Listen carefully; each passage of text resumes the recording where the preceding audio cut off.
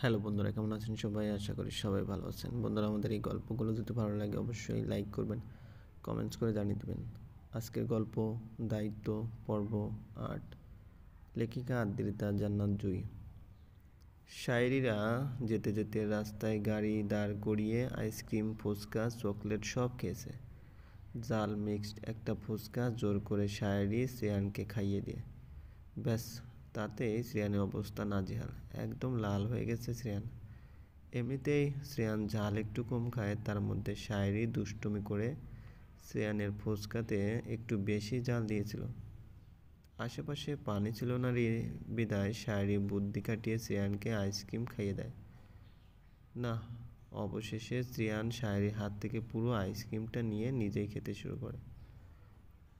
শায়েরিরা বাড়িতে আসতেই সবার হইচই পড়ে গিয়েছে। বাড়িতে মেয়ে এবং তার জামাই এসেছে।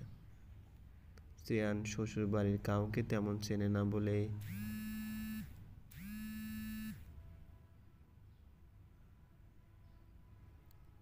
শায়েরিরা বাড়িতে আসতে সবার হইচই পড়ে গিয়েছে। বাড়িতে মেয়ে এবং তার জামাই এসেছে। শ্রেয়ান শ্বশুর বাড়ির কাউকে তেমন চেনে না বললেই হয়। আর শায়েরির আত্মীয় স্বজনরা ওদের সাথে বিন্দুকে দেখে কিছুটা কানাঘুষা করছে। সবাইকে ক্লিয়ার করার জন্য শায়েরি শ্রেয়ান আর বিন্দুর পরিচয় করে দেয়। শায়েরি গর্বের সাথে বিন্দুকে নিজের মেয়ের পরিচয় দেয়। কিন্তু শায়েরির ফুপি তিনি বলে উঠলেন, ছি ছি ছি শায়েরি, এটা তুই কি করেছিস? বিয়ে করেছিস, তাও আবার ৬ বছরের একটা মেয়ের বাবাকে। নিজের পায়ে তো নিজেই কুড়াল মারলি। কি কম ছিল তোর আর তোর বাবার? তুই চাইলে আরও ভালো। শায়েরি, ব্যাস ফুপি, অনেক ভেবেছ আমার জন্য, আর না হয় নাই ভাবলে। আমার আমার বাবার হয়তো কিছু কম ছিল না, কিন্তু এই বাচ্চা মেয়েটার কম ছিল মায়ের আদর, স্নেহ আর ভালোবাসা। আর সেটা ফিলফিল করে ওর মা হয়ে ওঠার দায়িত্ব আমার। ওর জন্যই শুধু আমার এই বিয়েটা করা, আর ওর মা হয়ে ওঠাটাই আমার একমাত্র এবং একমাত্র লক্ষ্য। আমি কিন্তু তোর ভালোর জন্যই বলেছিলাম। তোমাদের এই ভালো চাওয়াতেই আমার সব থেকে বড় ক্ষতি হয়ে যাবে। আর এসব কোনো কথা আমি শুনতে চাই না কারোর থেকে, বলে বিন্দুকে নিয়ে রুমে চলে গেল শায়েরি। শ্রেয়ান ড্রয়িংয়ে বসে সবার সাথে গল্প করছে। শায়েরি রুমে এসে বিন্দুকে চেঞ্জ করিয়ে দিয়ে নিজেও চেঞ্জ করে নিল। দুজনে ফ্রেশ হয়ে ড্রয়িংয়ে গিয়ে বসলো। শায়েরি তো শ্রেয়ানকে দেখে অবাক, কারণ ড্রেস চেঞ্জ ফ্রেশ না হয়ে খাওয়া শুরু করেছে।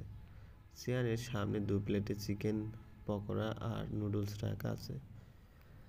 শায়েরি শ্রেয়ানের পাশে বসে চিকেন পকোড়ার প্লেট নিজের হাতে নিয়ে নুডলসের প্লেটটা বিন্দুর হাতে ধরিয়ে দিল আর খাওয়া শুরু করে দিল। শায়েরির মা এসেই খাওয়া শুরু করে দিয়েছিস? ছেলেটা তোদের জন্য বসে আছে। মানে মানে তোদের জন্য বসে আছে কেবলই আমি তোদের ডাকতে যাব? ওহ, আমি ভেবেছি উনি খাওয়া শুরু করে শেষও করে ফেলেছেন, আর আপনি ফ্রেশ না হয়ে খেতে বসে পড়েছেন। বেচারা শ্রেয়ান। না, আসলে মা বলল ড্রয়িংয়ের বেসিন থেকে ফ্রেশ হতে, তাই আমি ফ্রেশ হয়ে এখানে বসেছি। তাহলে ড্রেস? আমি তো কোটটা খুলে রেখেছি, এখন তো নর্মাল ড্রেসেই আছে, মানে শার্ট উইথ প্যান্ট। ও আচ্ছা, ঠিক আছে, তাহলে খাওয়া শুরু করেন। করব? হ্যাঁ, মনে হয় পারমিশন চাচ্ছেন। ওই রকমই যেভাবে। শায়েরির মা, আচ্ছা বাবা, তুমি খাও, ওর কথা গায়ে মেখো না তো। শায়েরি, খান খান। শায়েরির রুমে ল্যাপটপ ওয়াইফাই কানেক্ট করে বিন্দুকে টম অ্যান্ড জেরি প্লে করে দিয়ে রুমটা সুন্দর করে সাজাচ্ছে। বিন্দু টম অ্যান্ড জেরি দেখছে আর হাসছে। শ্রেয়ান রুমে এসে, মা মেয়ের আমার কথা মনেই পড়ে না। বিন্দু, তোমার তো খুব মনে পড়ে, তাই তো এখানে আসার পর থেকে সবার সাথে গল্পই করে চলেছিল। ওরে আমার মাটা বুঝি আমার সাথে রাগ করেছে। শায়েরি বিন্দুকে উদ্দেশ্য করে, আমরা কারোর ওপর রাগ করিনি, এতক্ষণ যাদের সাথে গল্প করছিলে তাদের সাথে গল্প করো গিয়ে। শ্রেয়ান, ও এই ব্যাপার, মা মেয়ে দুজনে কি হিংসুটে। এই একদম বাজে কথা বলবে না। যান এই রুম থেকে। আপনার শালি আদি ঘরওয়ালিদের কাজ যান। আজ রাতটা না হয় তাদের সাথেই থাকেন। সাধে কি আর হিংসুটে বলি? সেই কথাগুলো এত সিরিয়াস নেওয়ার কি আছে? ওরা তো অনেক ছোট্ট, তাই মজা করেছি আর কি। ওরা ছোট মানে? আপনি কি বলতে চাইছেন আমি অনেক বড়? আর আপনি জানেন ওরা কত পাকনা? ওকে ওকে, আর এমন মজা করব না। মনে যেন থাকে। রাতের খাবার খেয়ে সবার সাথে কিছুক্ষণ গল্প করে রুমে চলে আসে শায়েরি, সিয়ান এবং বিন্টু, এবং তিনজন মিলে নিজেদের মধ্যে আলাদা করে সময় কাটানোর জন্য লুডো নিয়ে বসে পড়লো। ওই বাড়িতে তিনজন মিলে খুব একটা সময় কাটানোর সুযোগ হয়ে ওঠে না, স্পেশালি শ্রেয়ানের অফিস আর বিন্দুর পড়াশোনা। শায়েরি আর বিন্দু দুজন জোট বেঁধে বারবার সিয়ানের গুটি কেটে দিয়েছে, আর ফাইনালি সিয়ানকে হারিয়েছে। ফার্স্ট হয়েছে বিন্দু আর সেকেন্ড শায়েরি। সিয়ানের পজিশন লাড্ডু। শায়েরি আর বিন্টুর আবদার, যেহেতু ওরা জিতেছে সেহেতু ওরা দুজন যা বলবে সিয়ানকে তাই করতে হবে। আর বাধ্য ছেলের মতো সিয়ান তা মাথা পেতে নিয়েছে। শায়েরি বিন্দুকে নিয়ে বেডে গিয়ে শুয়ে পড়ল, আর সিয়ান বসে বসে ভাবছে সত্যি কতটা ভাগ্যবান হলে শায়েরির মতো মেয়েকে স্ত্রী হিসেবে পাওয়া যায়, যেখানে শায়েরি খুব সহজে নর্মাল লাইফ লিড করতে পারত, সেখানে নিজে থেকে কমপ্লিকেটেড লাইফ বেছে নিয়েছে।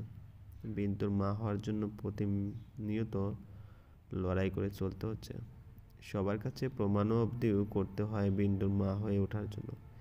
ইভেন বিন্দু কাছে তো এখনো মায়ের জায়গাটাও পায়নি।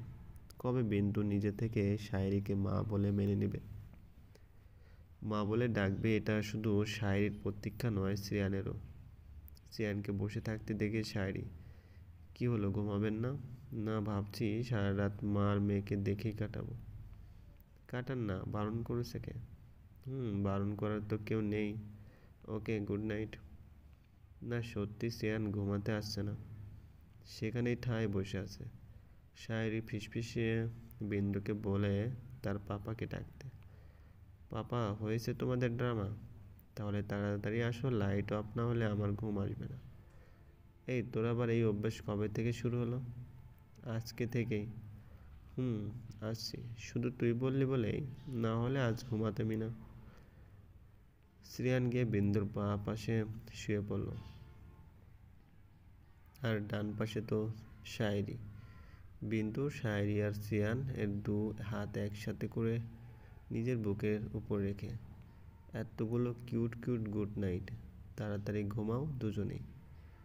শায়েরি আর শ্রেয়ান বালিশ থেকে নিজেদের মাথা একটু উঁচু করে দুজন দুজনের দিকে তাকালো। সেটা পরিষ্কারই দেখা গেল ডিপ লাইটের আলোতে। চলবে। গল্পটি ভালো লাগলে অবশ্যই লাইক করবেন, কমেন্টস করে জানিয়ে দেবেন। চ্যানেলে যদি নতুন হয়ে থাকেন অবশ্যই সাবস্ক্রাইব করে পাশে থাকা বেল আইকনটি প্রেস করে রাখুন। ধন্যবাদ, ভালো থাকবেন।